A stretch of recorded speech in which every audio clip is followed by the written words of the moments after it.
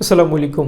আজকে নৈতিকতা, মূল্যবোধ এবং সুশাসন নিয়ে পড়াবো। এই টপিকগুলো এমনিতেই লেজে গোবরে। আমরা যারা অ্যাপ্রোচ করছি পড়ানোর, আমরা নিজেরাও সবসময় সার্টেন থাকতে পারি না যে কোনটার উত্তর কি হবে। এটা নিয়ে বেশি টানাটানি করতে গেলে খুবই বিপদ। একটা এক্সাম্পল থেকে বুঝে নিবেন যে আপনার এই ক্ষেত্রে কি করা উচিত। ধরেন আপনি প্রাথমিক চিকিৎসায় খুব দক্ষ হয়ে উঠলেন। প্রাথমিক চিকিৎসাটা তো খুব একটা প্রাতিষ্ঠানিক শিক্ষা না। আপনি দক্ষ হয়ে ওঠার কারণে আপনার লোকাল এরিয়াতে বেশ সুনাম হয়ে গেল। সুনাম হওয়ার পরে আপনি এবার অ্যাপ্রোচ করছেন, আপনি প্রাথমিক চিকিৎসার জ্ঞান দিয়ে আরও বড় চিকিৎসা শুরু করে দিবেন, তখনই বিপদে পড়বেন। এই এক্সাম্পলটা কীভাবে আজকের পড়া রিলেট করবেন আমি বলি। নৈতিকতা, মূল্যবোধ এবং সুশাসনের নাম্বারটা একটু বাড়ানো হয়েছে, 10 থেকে 15 করা হয়েছে। এখন আপনি যদি এখানে খুব নর্মালি উত্তর করতে চান, তাহলে আগের বছরের কোয়েশ্চেন এবং কিছু একদম পারা বিষয় নিয়ে যদি আপনি প্রিপারেশন নেন, তাহলে আপনি 7 থেকে 8 নাম্বার পরীক্ষায় ইজিলি কমন পেতে পারেন। কিন্তু এর বেশি অ্যাপ্রোচ করতে গেলে যা নাম্বার পাইতেন তাও নষ্ট করে ফেলবেন। সো আপনি প্রাথমিক চিকিৎসায় দক্ষ হয়েছেন, দক্ষতা ওখানে ধরে রাখেন। আপনি প্রাথমিক চিকিৎসার জ্ঞান দিয়ে আপনি যদি FRCSকে টক্কর দিতে যান, তখন কিন্তু বিপদে পড়ে যাবেন। তো আজকের কাজ হবে, প্রধান কাজ প্রিভিয়াস কোয়েশ্চেন থেকে যা যা কিছু কনক্রিট সেগুলো ঠিকঠাক মতো দেখে নেওয়া, এবং এই চ্যাপ্টারে কিছু কিছু জোন আছে যেগুলো সবসময় পরীক্ষায় প্রশ্ন আসে এবং বেশ সহজও। এগুলোকে মোটামুটি এমনভাবে পলিশ করে রাখা যেন 15-এর মধ্যে 8, 9, 10-এর মতো নাম্বার পান। আমি আজকের ক্লাসটা আমার প্রাইভেট ব্যাচের জন্য নিচ্ছি, এটা পাশাপাশি আপনাদের সাথে শেয়ার করে দিচ্ছি। এই ক্লাসে দেখবেন যে অনেক স্যারের অনেক ধরনের মেটেরিয়ালস আমি অ্যামালগামেট করে তথ্য উপস্থাপন করছি। আমি বড় জোর চেষ্টা করব আমার অন্যান্য ক্লাসের মতো কিছু বিষয় যেন আপনাদেরকে আমি সহজ করে দিতে পারি, অর্থাৎ জিকে উইথ কমন সেন্স কিংবা নিনজা টেকনিক, এগুলোর কোনো না কোনোটার মাধ্যমে যেন আমি আপনাদেরকে সহজ করতে পারি, সেজন্য আজকের ক্লাসে অ্যাপ্রোচ করা। প্রথমে আমরা একটা চার্ট দেখতে পাচ্ছি। এখানে আমরা নৈতিকতা এবং মূল্যবোধের ধরন সম্পর্কে জানব। সংজ্ঞার মধ্যে বলা আছে যে সব কিছু আমরা জীবনে গুরুত্বপূর্ণ মনে করি, যেগুলোকে আমরা ভালো ও আকাঙ্ক্ষিত মনে করি, সেগুলো হচ্ছে মূল্যবোধ। আর সঠিক কি ভুল, উচিত কি অনুচিত, ভালো কি মন্দ ইত্যাদি আচরণের নিয়ম বা মানদণ্ডটাকে বলা হচ্ছে নৈতিকতা। তাহলে নৈতিকতাটা একদম কনক্রিট, এটা আইনের মাধ্যমে বাস্তবায়িত হয়। মূল্যবোধটা হচ্ছে বোধের জায়গা থেকে আসবে, অর্থাৎ এটা ইনার, আর এটা একদম প্র্যাকটিক্যাল লাইফ। মূল্যবোধের প্রকৃতি হলো ব্যক্তিগত, সামাজিক, সাংস্কৃতিক বিশ্বাস, গোষ্ঠীগত পছন্দ এবং অগ্রাধিকার ভিত্তিতে এটা প্রতিষ্ঠিত হবে। আর নৈতিকতার প্রকৃতি হলো এটা হচ্ছে আচরণের নিয়ম কানুন। উৎস কি? মূল্যবোধের উৎস হচ্ছে পরিবার, সংস্কৃতি, ধর্ম, অভিজ্ঞতা কিংবা ব্যক্তিগত পছন্দ, এগুলো সবগুলো মূল্যবোধের উৎস।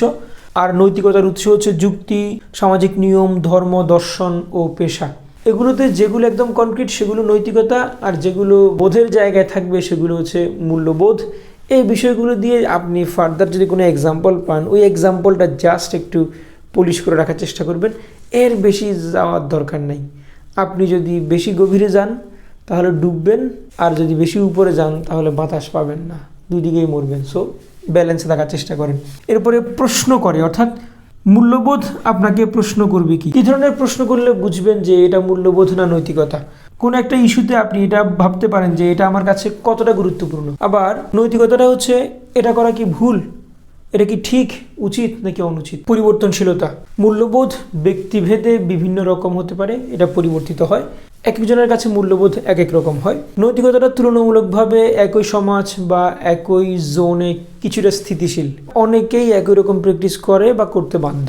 আবার উদ্দেশ্যের ক্ষেত্রে মূল্যবোধ জীবনের দিক নির্দেশনা নির্ধারণ করে এবং অগ্রাধিকারগুলো নির্ধারণ করে দেয়। আর নৈতিকতা হচ্ছে আচরণ নিয়ন্ত্রণ এবং সঠিক বা ভুলের বিচার করে দেয়। মূল্যবোধের উদাহরণ হিসেবে আমরা বলতে পারি, একজন মানুষ বলতে পারেন যে তার কাছে সততা খুব বেশি গুরুত্বপূর্ণ, তাহলে তিনি অনেক বেশি প্রাধান্য দেন, এটাকে তিনি লালন করেন, তাহলে তার কাছে সততা হচ্ছে মূল্যবোধ। নৈতিকতা হিসেবে আমরা একটা এক্সাম্পল পাচ্ছি, মিথ্যা বলা অনৈতিক বা ভুল কাজ, এটা একটা নৈতিক নিয়ম। সমাজে সাধারণত মিথ্যাকে অনৈতিক বলা হয়। তাহলে মিথ্যা নিয়ে যে বিষয়টা সেটা একদম ক্লিয়ার যে মিথ্যা একদমই অনৈতিক, কিন্তু সততা নিয়ে এটা মানুষের মূল্যবোধগত বিষয়, সে প্র্যাকটিস করবে কি করবে না। এগুলো সবগুলোই আপনার কাছে লেজে গোবরে মনে হবে এবং সবার কাছেই লেজে গোবরে মনে হয়। মোরন যে কাজটা করবেন, এটা যেখানে একবার পড়ছেন ওইটা ওখানে ধরে রাখার চেষ্টা করবেন, যেন ফ্লাকচুয়েট করে পরীক্ষায় নাম্বার নষ্ট না হয়। এই 3টে টার্মেরই সংজ্ঞা জানা লাগবে আমাদের। সংজ্ঞা জানতে গিয়ে আমি আপনাদেরকে একটা ট্রিক্স দিব, এই ট্রিক্সটা আপনাদের বেশ ভালোভাবে কাজে লাগবে। আমরা যতগুলো সংজ্ঞা পড়ছি এগুলোর মধ্যে কয়েকটা আছে একদম ছোট, কয়েকটা আছে মাঝারি, কিছু আছে অনেক বড়। অনেক বড়গুলো একবার রিডিং পড়বেন, এগুলো নিয়ে আবেগ দেখানোর দরকার নেই, বাদ দিয়ে দিবেন। কারণ এত বড় একটা সংজ্ঞা প্রশ্নে ছাপানো কিংবা অপশনে রাখা পরীক্ষকের জন্য বেশ টাফ জিনিস। এই ধরনের বড় বড় আইটেমগুলো উনি বাদ দিয়ে দেন। আমাদের বিভিন্ন কম্পিটিটিভ এক্সামে কিছু ক্ষেত্রে সম্ভাবনাময় কোয়েশ্চেন বিবেচনার বা উত্তরের অপশন বিবেচনার কিছু লুপ হোল আছে। যেমন ধরেন একটা প্রশ্ন পরীক্ষায় এলো, প্রশ্নটা খুব একটা আপনার কাছে পরিচিত না, কিন্তু অপশন 4টা দেখলেন, 4টার মধ্যে দেখলেন যে একটা অনেক লম্বাটাই উত্তর করে দিবেন। 95% টাইম এটা মিলে যাবে, কারণ পরীক্ষক ওইটা অ্যাভয়েড করতে পারেন নাই দেখে এটাই দিছেন এবং এটাই উত্তর। আবার যখন পড়তে যাবেন তখন দেখবেন যে অনেক জায়গাতে অনেক ভাস্ট একটা পোর্শন, কিন্তু অনেক জায়গাতে ছোট ছোট পোর্শন। পরীক্ষক যখন ভাস্ট একটা জায়গা থেকে প্রশ্ন করতে যাবেন তখন উনি অনেকগুলো বিষয়কে মাথায় রেখে প্রশ্ন করতে হবে, আর উনি যখন ছোট একটা জায়গা থেকে প্রশ্ন করবেন তখন উনি অনেক ছোট একটা বিষয় মাথায় রেখে প্রশ্ন করতে পারবেন।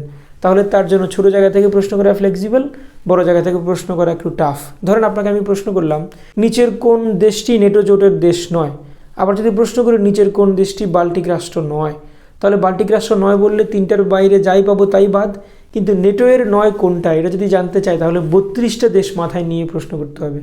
বুঝতে পারতেছেন? পরীক্ষককে আমরা মাঝে মধ্যে এভাবে বিট করতে পারি। এই বিটের নাম হচ্ছে আলাল দুলাল স্ট্র্যাটেজি। ঠিক আছে? সুশাসনের ইংরেজি হচ্ছে গুড গভর্নেন্স।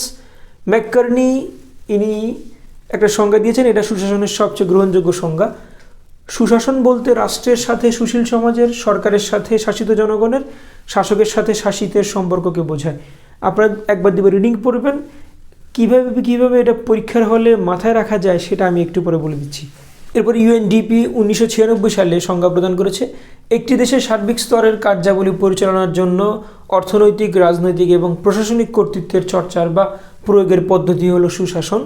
এরপরে মিচেল ক্যামব্রিসাস বলেছেন রাষ্ট্রের সব ধরনের উন্নয়নের জন্য সুশাসন অত্যাবশ্যক। পরীক্ষকের যদি ফ্লেক্সিবিলিটি চিন্তা করেন তাহলে কিন্তু এটাই সবচেয়ে বেশি প্রশ্ন হওয়ার সম্ভাবনা রাখে। আর সবচেয়ে সুন্দর গ্রহণযোগ্য কথা বিবেচনায় ম্যাককার্নিটা প্রশ্নে আসতে পারে। এখন ম্যাককার্নিটা কীভাবে মনে রাখবেন? এখানে দেখেন সুশাসন বলতে রাষ্ট্রের সাথে সুশীল সমাজের, তাহলে একটার সাথে একটা, আবার সরকারের সাথে জনগণের, এরপরে শাসকের সাথে আবার শাসিতের সম্পর্ককে বোঝায়। এটা দেখে মনে হচ্ছে না অনেকটা ওই যে নুডলস ম্যাকারনির মতো? তাহলে ম্যাকারনির সংজ্ঞাটা ওই তার নামের মতো, একটা খাবার আছে খাবারের মতোই ম্যাকারনির মতো, তাহলে একটার সাথে একটা লেগে গেছে। আপনি যখন নুডলস বা ম্যাকারনি করবেন তখন কিন্তু আপনি এভাবেই দেখবেন যে একটার সাথে একটা লেগে গেছে। ওই কনসেপ্ট দিয়ে মনে রাখতে পারেন। আর এখান থেকে মিশেল ক্যামব্রিসাসের এটা আপনারা একটু মনে রাখার চেষ্টা করেন। এবার আমরা মূল্যবোধের কিছু সংজ্ঞা জেনে যাব। মূল্যবোধ হলো মানুষের আচরণ পরিচালনাকারী নীতি ও মানদণ্ড। এই মূল্যবোধ নিয়ে আমাদের বিভিন্ন স্কলাররা বিভিন্নভাবে আমাদেরকে বোঝানোর চেষ্টা করেছেন, ওনারা সংজ্ঞা দিয়েছেন, সেগুলো এখন আমাদের জানা লাগবে। আমরা উল্লেখযোগ্যগুলো নিচ্ছি।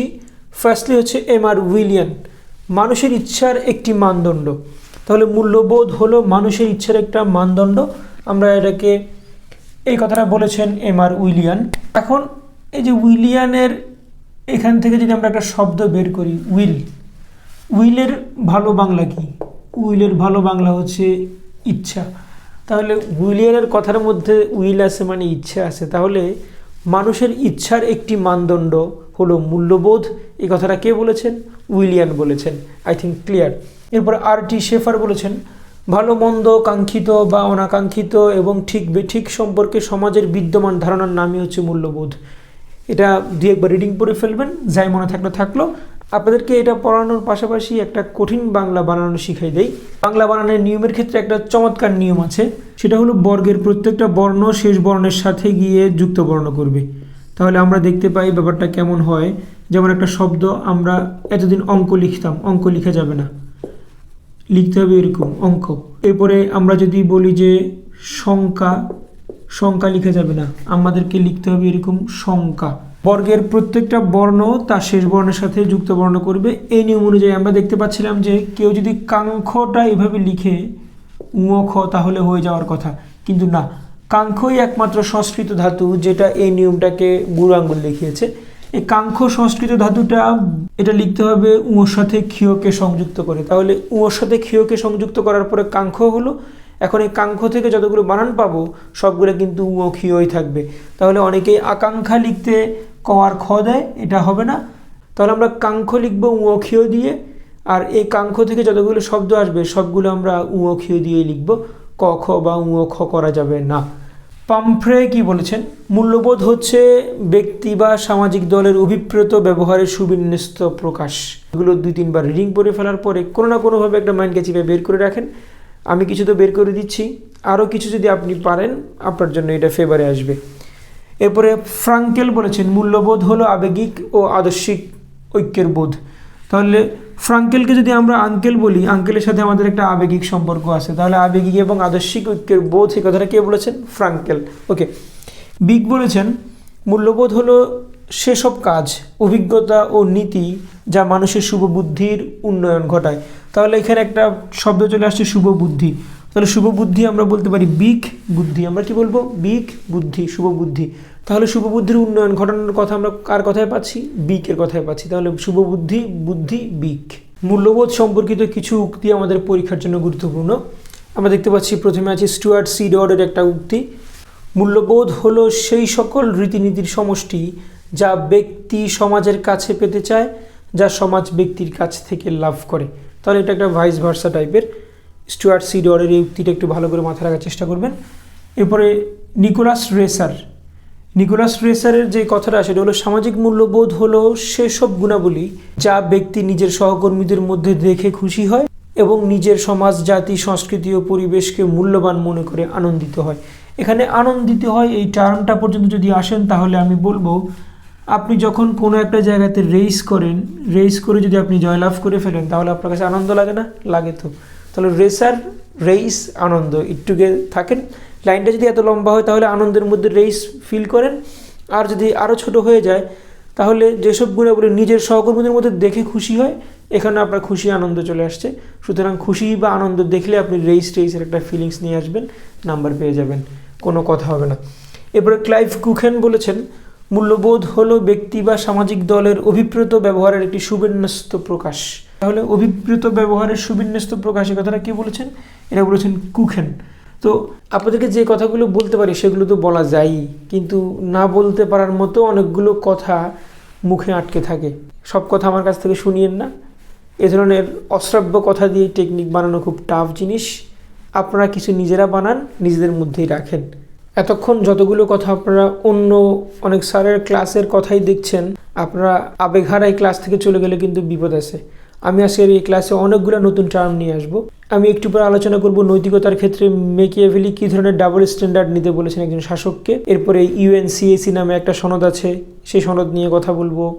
এরপরে আজারবাইজানের গুড গভর্নেন্সের যে মডেল, সেই মডেল নিয়ে কথা বলবো। এরপরে মেডিসোনিয়ান যে মডেল আছে আমেরিকা, সেই মডেল নিয়ে কথা বলবো। সো আপনারা যারা ভাবছেন চলে যাবেন, চলে যাওয়াটা কিন্তু এত সহজ নয়, অপেক্ষা করেন।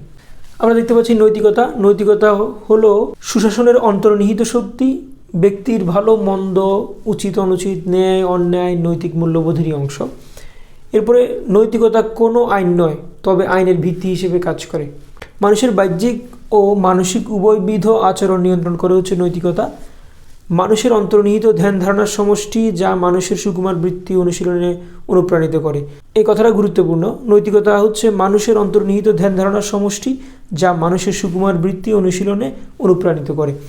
এরপরে মুর একটা কথা বলেছেন, শুভর প্রতি অনুরাগ, অশুভর প্রতি বিরাগী হলো নৈতিকতা।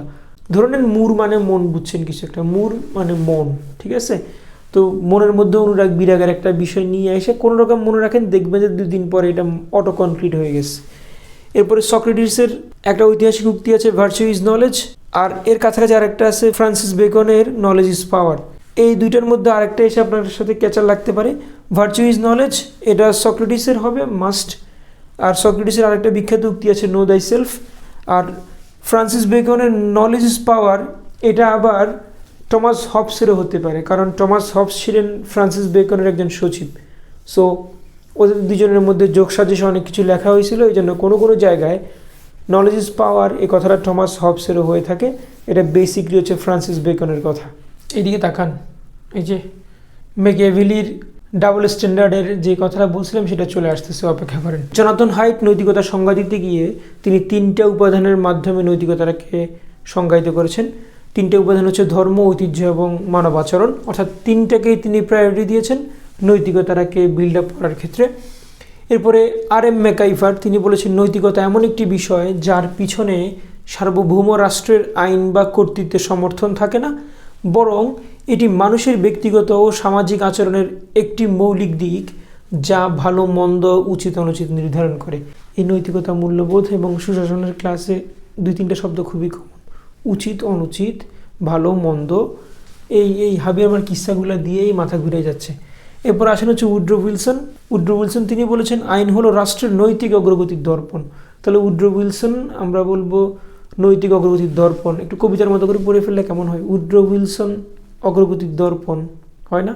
হয়তো উড্রো উইলসন অগ্রগতির দর্পণ হয়ে গেল। 2-3বার পড়লে ইনশাল্লাহ একদম খাসা হয়ে যাবে। এরপর আসেন হচ্ছে ম্যাকিয়াভেলি। ম্যাকিয়াভেলির নৈতিকতার দ্বৈত মানদণ্ড। ম্যাকিয়াভেলির একটা বিখ্যাত বই আছে, দ্য প্রিন্স।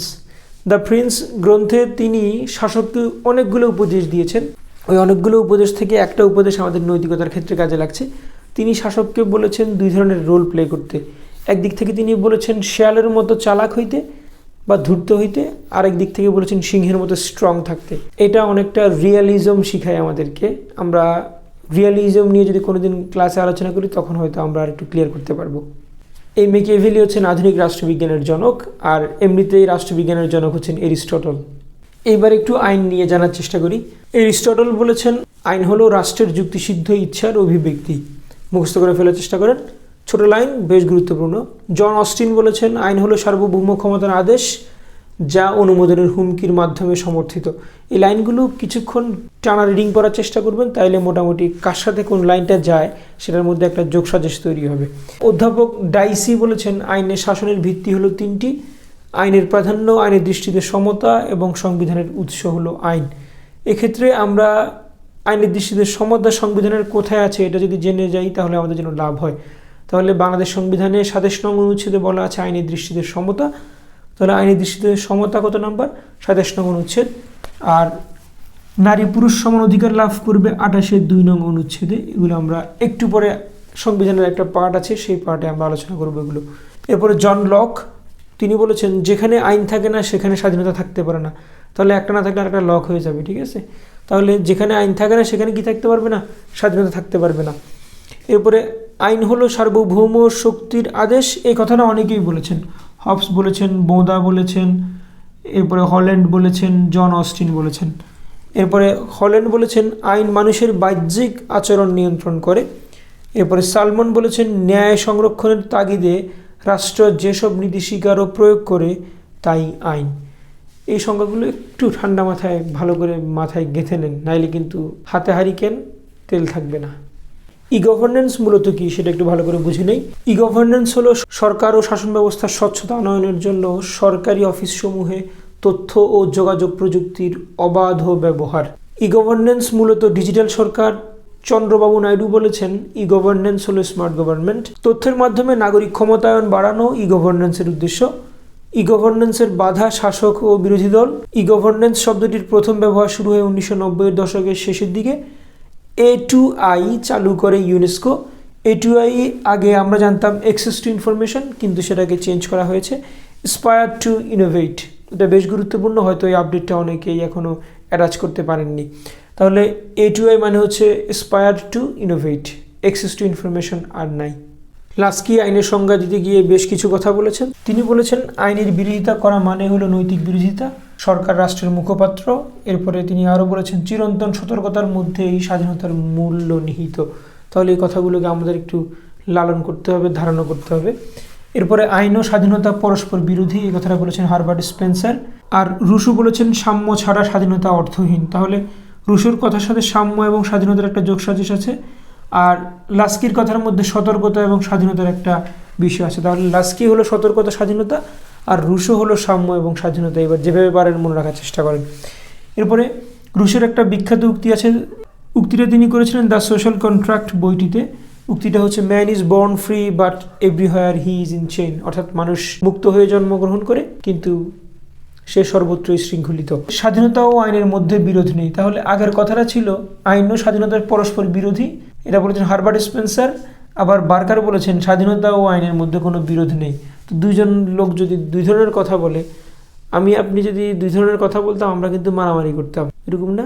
কিন্তু ওনারা ঠিকঠাক মতো বলছেন এবং ভালো ব্যাখ্যাও দিয়ে রাখছেন, এবং আমরা দুজনের কথাকেই বলতেছি আপনার দুজনই সঠিক, দুজনকে আমরা ফুল নাম্বার দিয়ে দিছি, আর ওদেরকে ফুল নাম্বার দেয়া এখন আমাদের জন্য একটা বাঁশ হয়ে আসছে। নিয়ন্ত্রণ আছে বলেই স্বাধীনতা রক্ষা পায়, এটা কে বলেছেন? উইলবি। এরপর আছে অতি শাসনের বিপরীত ব্যবস্থাই হলো স্বাধীনতা, শেলি। অর্থাৎ অতি শাসন আর এর বিপরীত ব্যবস্থা হচ্ছে কি? স্বাধীনতা। কে বলেছেন? শেলি। বিভিন্ন প্রতিষ্ঠান অনুযায়ী সুশাসনের উপাদান বিভিন্ন রকম। আমি যেটা পড়াবো এখন সেটা ভালো করে মাথায় নিয়ে রাখেন, এর বেশি ডিপে গেলে কিন্তু পরে উঠে আসতে পারবেন না, ঠান্ডা মাথায়। আইডিএ এবং এডিবি মতে 4টি, ওয়ার্ল্ড ব্যাংক মতে 6টি, এএফডিবি মতে 5টি, ইউএনএইচসিআর মতে 5টি, জাতিসংঘ মতে 8টি, ইউএনডিপি মতে 9টি, অর্থশাস্ত্র মতে 4টি। কি ভাবছেন বইয়ের পড়াটা আপনাদেরকে বলে দিলাম? না, সহজ করে দেওয়ার জন্য একটা দায়িত্ব তো আমার আছে। এখানে আইডিএ এবং এডিবি দুইটাই কিন্তু ব্যাংক। আমরা ব্যাংক লিখছি 4টা বর্ণ দিয়ে, BANK। সুতরাং এখানে আমরা দেখতে পাচ্ছি 4-এর সাথে 4 মিলালে হয়ে গেল। আইডিএ এবং এডিবি দুইটাতে 4টি করে উপাদান। এরপর ওয়ার্ল্ড ব্যাংক এখানে 6টা। আমরা যদি নর্মালি চিন্তা করি তাহলে এখানে 1 2 3 4 5 6 দেখতে পাচ্ছি। 6 দিয়ে 6 মিলিয়ে ফেলতে পারলে নাম্বারটা মোটামুটি কনফার্ম। এরপরে এএফডিবি এটা হচ্ছে আফ্রিকান ডেভেলপমেন্ট ব্যাংক। এখানে এফ দিয়ে আমরা ধরে নিতে পারি F = 5। এর মানে হলো এএফডিবি মতে সুশাসনের উপাদান হচ্ছে 5টি, ইউএনএইচসিআর মতে 5টি। এখানেও সেম টেকনিক, 1 2 3 4 5, 5টা লেটার দিয়ে 5 আমরা ধরে নিতে পারি। এরপরে জাতিসংঘ মতে 8টি, ইউএনডিপি মতে 9টি।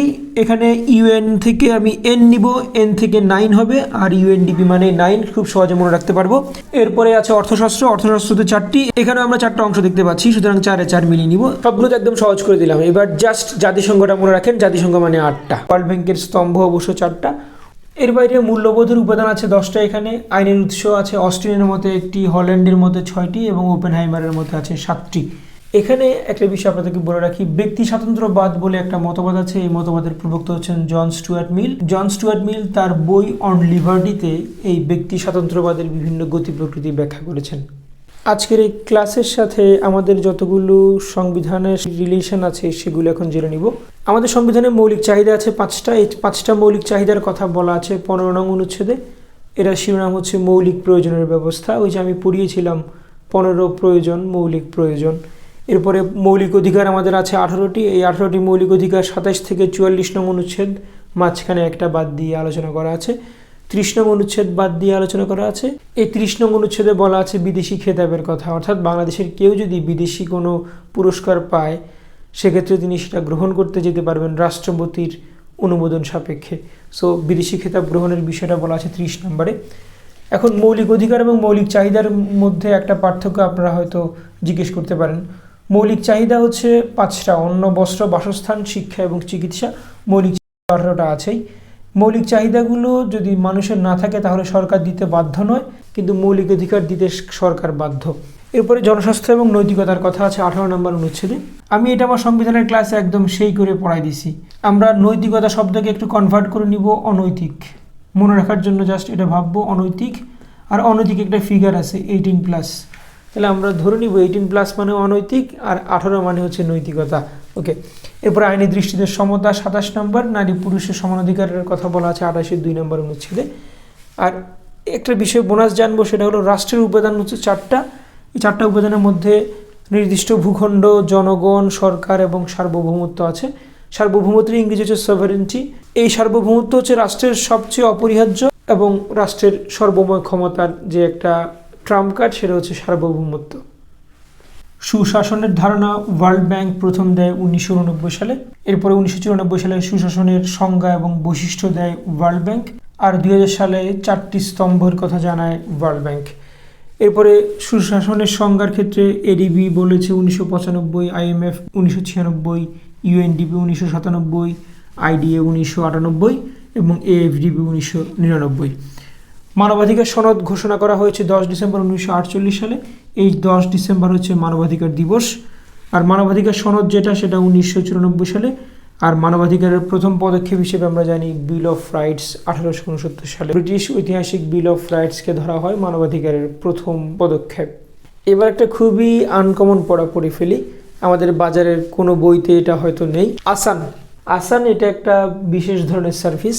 আসানের ফুল ফর্ম হচ্ছে Azerbaijan service and assessment network. তার মানে আমরা বুঝতে পারছি এই আসান সার্ভিসটা কোন দেশে হচ্ছে?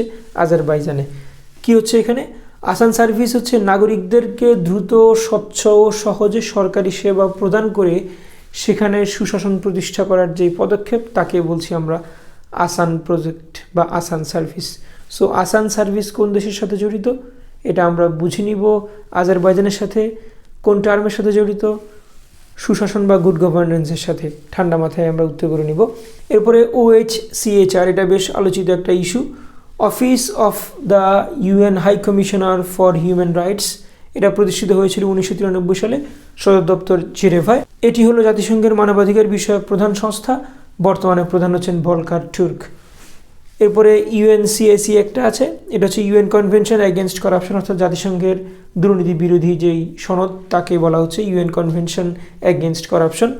এটা 2003 সালে গ্রহণ করা হয়েছিল। বাংলাদেশে এর আগে বেসরকারি খাতের দুর্নীতিকে খুব বেশি একটা আমলে নেওয়া হতো না। জুলাই সনদের প্রেসক্রিপশন অনুযায়ী বাংলাদেশের বেসরকারি যে খাতের দুর্নীতি, সেই বেসরকারি খাতের দুর্নীতিগুলো ফার্দার ডিটেকশনে আসবে। এক্ষেত্রে UNCAC এর 21 নং যে আর্টিকেল আছে, সেই আর্টিকেল অনুযায়ী এই বিষয়ে আমরা দেখব যে আইন প্রণীত হচ্ছে। কিছু কাঠখোট্টা লাইন আছে যেগুলো মনে হচ্ছে একটার সাথে একটা লেগেই যায় সব সময়। একটু ঠান্ডা মাথায় ডিল না করলে পরীক্ষার নাম্বার নষ্ট হবে। আমি কিছু ক্লু দেওয়ার চেষ্টা করব, বাকি কাজ আপনাদের। সুশাসনের লক্ষ্য হচ্ছে জনকল্যাণ। এর আরেকটা লক্ষ্য হচ্ছে মৌলিক স্বাধীনতার উন্নয়ন। এরপরে সুশাসনের মূল ভিত্তি হচ্ছে আইনের শাসন, চালিকা শক্তি হলো স্বচ্ছতা, অন্তরায় হলো দুর্নীতি ও স্বজনপ্রীতি, অন্তর্নিহিত শক্তি হলো নৈতিকতা, চাবিকাঠি হলো সচেতনতা, মূল চাবিকাঠি হলো জবাবদিহিতা, আর সুশাসনের মানদণ্ড হচ্ছে জনসম্মতি এবং জনসন্তুষ্টি। এদিকে নৈতিকতার লক্ষ্য হচ্ছে মানব কল্যাণ, নৈতিকতা নিয়ন্ত্রণ করে মানসিক আচরণ, নৈতিকতার রক্ষা কবচ হচ্ছে বিবেকের দংশন, নৈতিকতার উদ্ভব হয় মানুষের মনে, শিক্ষা শুরু হয় পরিবারে, অর্থাৎ নৈতিক শিক্ষাটা পরিবার থেকে আমরা পাই। নিচে আরও 3টা কনফিউজিং লাইন আছে। মানুষের অধিকারের রক্ষা কবচ হলো সুশাসন, ব্যক্তি স্বাধীনতার রক্ষা কবচ হলো আইন, আর নৈতিক স্বাধীনতার রক্ষা কবচ হলো বিবেকের দংশন। এই পেজটা মনে করেন সবচেয়ে খতরনাক, এবং আপনি যদি ডিল করতে পারেন খুব সহজে এখান থেকে নাম্বার তুলতে পারবেন। এখন আপনি কি করবেন, দ্যাটস আপ টু ইউ। এরিস্টটলের সুবর্ণ মধ্যক, এটা খুবই গুরুত্বপূর্ণ এবং পরীক্ষার জন্য ইম্পর্টেন্ট। এরিস্টটল তার বই নিকোমাচিয়ান এথিক্সে সর্বপ্রথম সুবর্ণ মধ্যক ধারণাটি লিখেন। আর আমরা অনেকের কাছে হয়তো আজকে বইটা একদম প্রথমবারের মতো নাম হয়তো শুনতে পাচ্ছি, মাথায় রাখবেন। নিকোমাচিয়ান এথিক্স বইটা হচ্ছে এরিস্টটলের। তো এখানে তিনি সুবর্ণ মধ্যক বলতে বুঝিয়েছেন দুটি চরম পন্থার মধ্যে একটি ভারসাম্যপূর্ণ উপযুক্ত পন্থা বেছে নেওয়াকে বলা হচ্ছে সুবর্ণ মধ্যক। দুটি চরম পন্থা কি? একটা হচ্ছে অতিরিক্ত প্রাচুর্য, আর একটা হচ্ছে চরম অভাব, অর্থাৎ অতিরিক্ত প্রাচুর্য হলেও ভালো না, আবার চরম অভাব হলেও ভালো না। দুইটার মধ্যে ব্যালেন্সিংটাকে বলা হচ্ছে সুবর্ণ মধ্যক। এরপর আমরা এখানে একটা নতুন টার্ম পাচ্ছি, ডিপ স্টেট। এটা যদিও আপনাদের রিটেন পরীক্ষাতে কাজে লাগবে, কিন্তু প্রিলিতে একটু বলে রাখি, যদি ছোট কোয়েশ্চেন আকারে চলে আসে তখন কি করব। ডিপ স্টেট বলতে বোঝায় কোনো রাষ্ট্রের ভেতরে থাকা কিছু অঘোষিত, ক্ষমতাশালী এবং গোপনে সক্রিয় ব্যক্তিবর্গ যারা নির্বাচিত সরকারের নীতি ও সিদ্ধান্তকে প্রভাবিত করে, কিন্তু তারা সরকারের অংশ নয়। এরা রাষ্ট্রের অভ্যন্তরীণ বা বৈদেশিক বিষয়ে নিজেদের গোপন এজেন্ডা সার্ভ করে।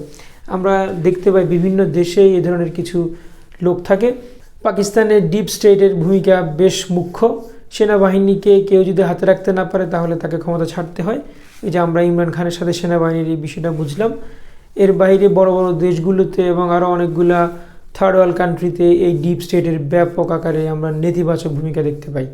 প্রাসঙ্গিক একটা গুরুত্বপূর্ণ সমসাময়িক ইস্যু দিয়ে আজকের পড়াটা শেষ করতে চাই।